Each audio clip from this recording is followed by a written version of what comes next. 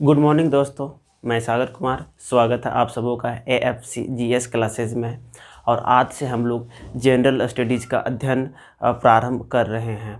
जैसे कि हम सभी को पता है कि प्रत्येक टाइप्स का कॉम्पिटिटिव एग्ज़ाम, चाहे वह UPSC हो, PCS हो, चाहे किसी भी प्रकार का स्टेट का एग्ज़ाम, SSC, रेलवेज, बैंकिंग हो, सब में जनरल स्टडीज़ का एक विशेष महत्व रहता है। अच्छे खासे प्रश्न इनसे आते हैं। तो हम लोग आज से जनरल स्टडीज़ का 4 सब्जेक्ट हिस्ट्री, पॉलिटी, ज्योग्राफी और इकोनॉमिक्स का अध्ययन प्रारंभ कर रहे हैं। तो सर्वप्रथम हम लोग आज हिस्ट्री के बारे में कुछ जानने का प्रयास करते हैं। इसके बाद आगे बढ़ते हैं। तो हिस्ट्री में हम लोग सर्वप्रथम यह देखने का प्रयास करते हैं कि जो हमारा देश भारत है उसका नाम भारत क्यों पड़ा, कैसे पड़ा, और भारत को अन्य विभिन्न नामों से भी पुकारा जाता है, जैसे हिंदुस्तान, इंडिया, आर्यवर्त, जम्बूद्वीप। तो ये सारे नाम जो भारत का कहाँ से आया, इसके पीछे का इतिहास क्या है। तो सर्वप्रथम हम लोग देखते हैं भारत क्या है।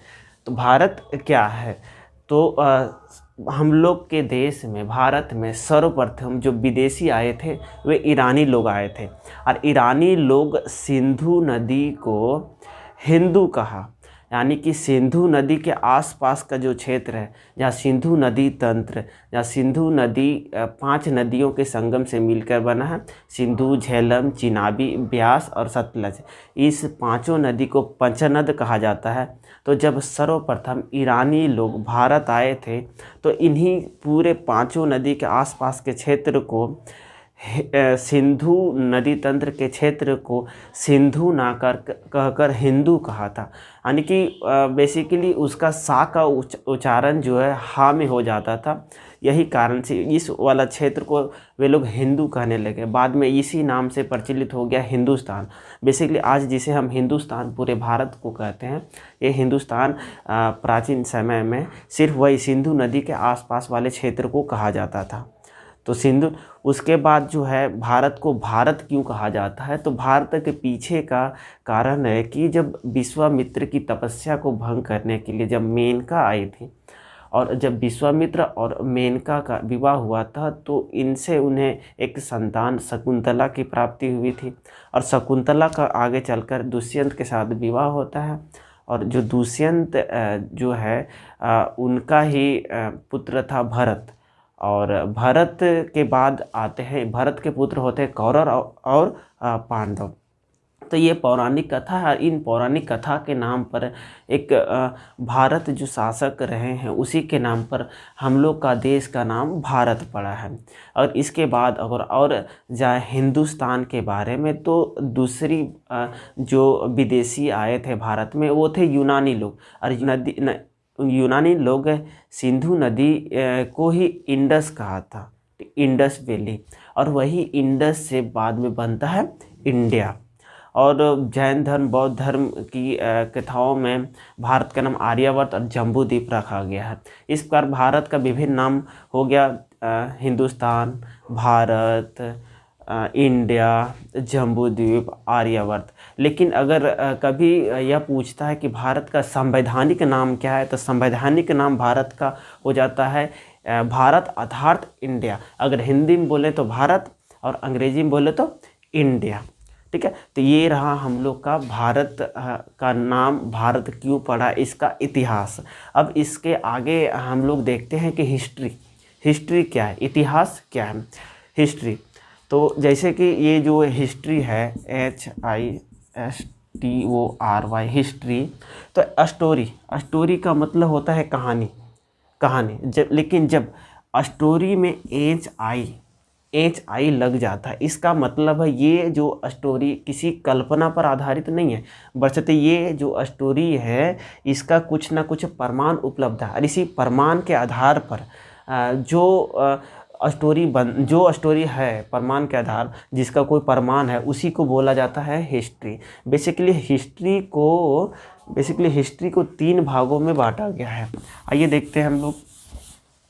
जैसे इतिहास, ठीक, एक सेकेंड।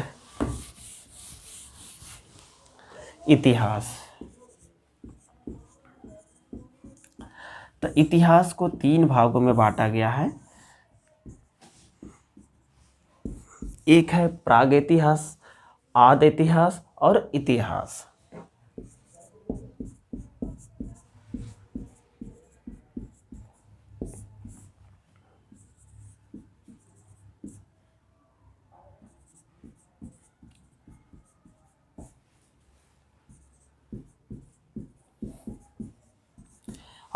आद इतिहास, अगर प्रागैतिहास की बात करें तो यहाँ पर किसी प्रकार के साक्ष्य की प्राप्ति नहीं मिला है, और यहाँ पर जितने सारा जानकारी मिला, इस काल की जो जितने सारी जानकारी मिला, ये पुरातत्व के माध्यम से मिला है। पुरातत्व जैसे कि घर का अवशेष, बर्तनों का अवशेष, औजारों का अवशेष, पत्थरों के औजार इत्यादि, इन सभी चीज़ों से प्रागैतिहास के समय के बारे में जानने का प्रयास किया गया। अगर इसके अंदर जाए तो इसमें हम लोग 2 चीज़ का अध्ययन करते हैं, पाषाण काल और ताम्र पाषाण काल।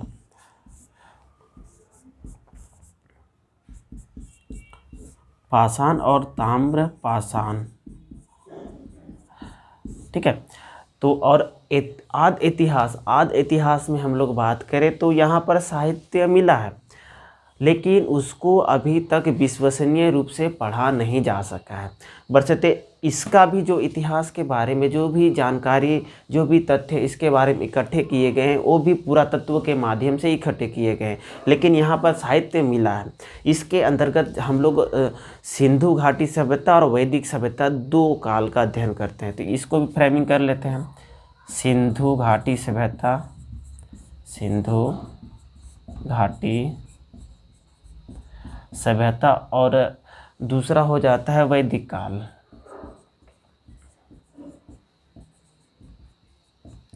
वैदिक काल, और ये हम लोग का इतिहास यानी कि जिसको प्रमाणिकता मिल चुका है, जिसका कोई प्रमाण है, तो इसका बेसिकली इसके अंतर्गत उस सारी घटनाओं को रखा गया है जिसका हमें साहित्य में लिखित रूप में भी उसका परिमाण दिया गया और उसका साक्ष्य भी उपलब्ध है। यानी कि बेसिकली ये 6ठी शताब्दी ईसा पूर्व के बाद से हमारा इतिहास को हम लोग अध्ययन करते हैं, इतिहास को में रखते हैं 6ठी शताब्दी ईसा पूर्व के बाद के चीज़ों को। तो इतिहास को भी 3 भागों में बांटा गया है, प्राचीन इतिहास, मध्यकालीन इतिहास और आधुनिक इतिहास। तो आज इसको भी फ्रेमिंग कर लेते हैं। प्राचीन इतिहास,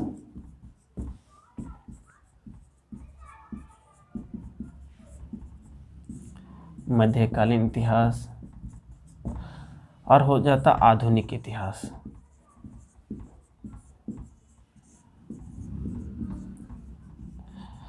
तो इनका जो इतिहास में प्राचीन इतिहास, मध्यकालीन इतिहास और आधुनिक इतिहास में जो इतिहास को विभाजित किया गया, इसके पीछे का आधार है सामंतवाद।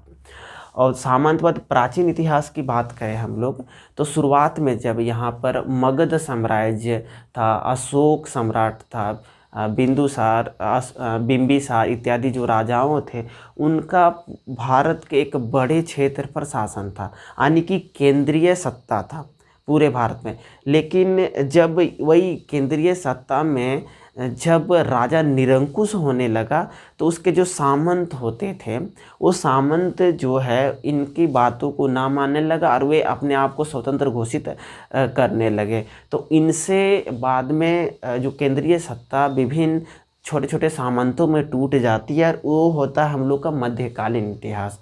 और सामंतों के बाद जब यहाँ पर ब्रिटिश लोग आते हैं, ब्रिटिश अपना व्यापार करने के लिए आता है और अपना राजनीतिक सत्ता बढ़ाते चला जाता है, तो वहाँ से हम लोग का स्टार्ट होता है आधुनिक इतिहास का। ठीक है, तो ये रहा हम लोग का इतिहास का फ्रेमिंग। तो हम लोग यहाँ से स्टार्ट करेंगे, सिंधु घाटी सभ्यता से पढ़ना स्टार्ट करेंगे। लेकिन इससे पहले हम लोग थोड़ा सा यह देख लेते कि मानव जो है, इसका मानव का विकास कैसे हुआ है। तो मानव के विकास के बारे में थोड़ा सा अध्ययन कर लेते, उसके बाद आगे बढ़ते हैं।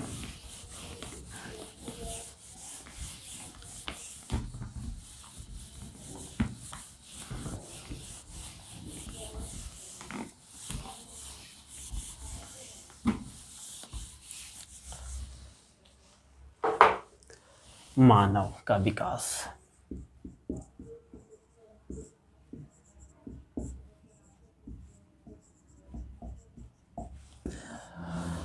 यह माना जाता है कि लगभग इस पृथ्वी पर नहीं, लगभग यहाँ मानव का जो विकास हुआ है वो 10 करोड़ वर्ष पूर्व हुआ है, 10 करोड़ वर्ष पूर्व। और जो प्रारंभिक जो मानव है उसे प्राइमेट्स कहा जाता था। प्राइमेट्स वे जो होते थे वे बेसिकली पेड़ों पर रहते थे, पेड़ों पर रहते, जैसे जनमानुष्य पेड़ पर ही रहते थे। तो बेसिकली जब शुरुआत में वे पेड़ पर रहते थे और जब सर्वप्रथम वे पेड़ से नीचे उतरा होगा तो उसे थोड़ा सा दूर तक अपना दृष्टि, अपना विजन दिखाई दिया होगा।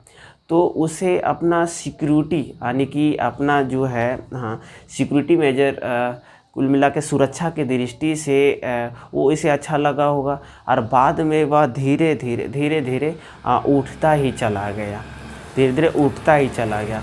और बाद शुरुआत में जो वे जनमानुष जो थे वे तो 4 पैर, 2 पैर और 2 हाथ से चलते थे। बाद में जब वह धीरे धीरे ऊपर उठता चला गया तो बेसिकली उसके जो अब तो चलने कूदने का अब पैर पर ही हो गया, पैर पे के ही सहारे। अब हाथ जो हो गया उनका, वो हाथ जो है उस शरीर के सारे अंगों तक उसका पहुंच जाता था। तो बेसिकली हम लोग जीव विज्ञान में ये पढ़े हैं कि जीव, शरीर का जो भी अंग आज की क्या पूरे इस विश्व में, इस दुनिया में जिस भी चीज़ का उपयोगिता ख़त्म हो जाती है तो वह धीरे धीरे नष्ट होते जाता है। उसी प्रकार से उस जनमानुष का जब पूंछ जो होती थी धीरे धीरे उसका उपयोगिता ख़त्म हो गया, क्योंकि उसका काम भात करने लगा। तो धीरे धीरे उस पूंछ का उपयोगिता ख़त्म होने के कारण से पूंछ भी धीरे धीरे समाप्त हो गया। अब जो ये प्राइमेट्स जो हम लोग का जो शुरुआत का मानव जो प्राइमेट्स हैं, तो उनका अलग अलग स्थानों में, चाहे इसका अंग के, इनके अंगों के डेवलपमेंट, विकास या इनके अलग अलग भौगोलिक क्षेत्रों में पाए जाने के कारण इनको अलग अलग कैटेगरी में रखा गया। तो हम लोग जो मानव का अवशेष जो मिले इसके आधार पर मानव को जो अलग अलग भागों में बांटा गया इसको ज़रा देखने का प्रयास करते हैं। तो सर्वप्रथम जो हम लोग का मानव प्रजाति है वो था प्राइमेट्स। प्राइमेट्स या ये जो प्रजाति जो था प्राइमेट्स, यह बेसिकली दक्षिण अफ्रीका के वनों से प्राप्त हुआ। इसका साक्ष्य दक्षिण अफ्रीका का वन से प्राप्त हुआ, दक्षिण अफ्रीका। दूसरा है ऑस्ट्रेलोपिथेकस।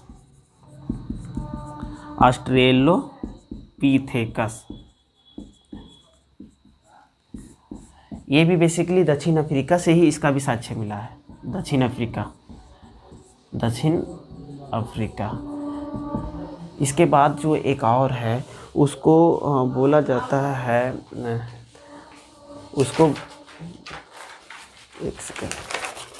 उसको बोला जाता है जिन्जान्थ्रेकस।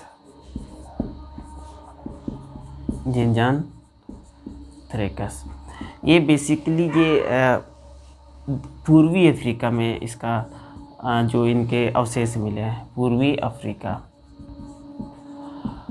ये जो है जिन्जान्थ्रेकस और ऑस्ट्रेलोपिथेकस का जो है इनका थोड़ा सा स्ट्रक्चर मिलता जुलता है सॉरी। उसके बाद हम लोग देखते हैं जावा मानव। ये जावा मानव का जो अवशेष मिला है इंडोनेशिया जावा में, ठीक है, जावा मानव।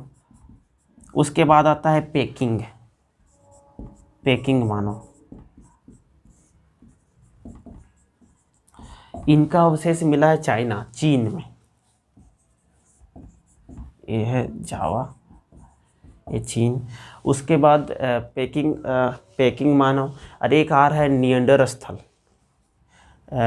पेकिंग मानव दूसरा है निएंडरस्थल।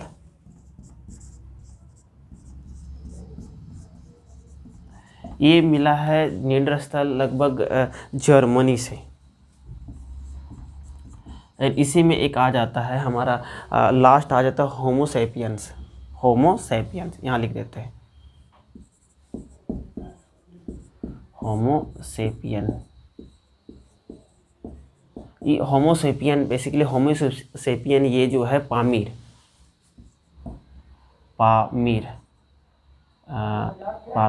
इस देश का नाम है पामीर। हाँ, पामीर। जिसे पूरे विश्व का छत कहा जाता है। बेसिकली जो हम लोग अभी माने जाते हैं इनका ही वंशज, हम लोग का वंशज यही है, हम लोग का वंशज इनको ही माना जाता है। तो ये रहा मानव का विकास कैसे कैसे हुआ।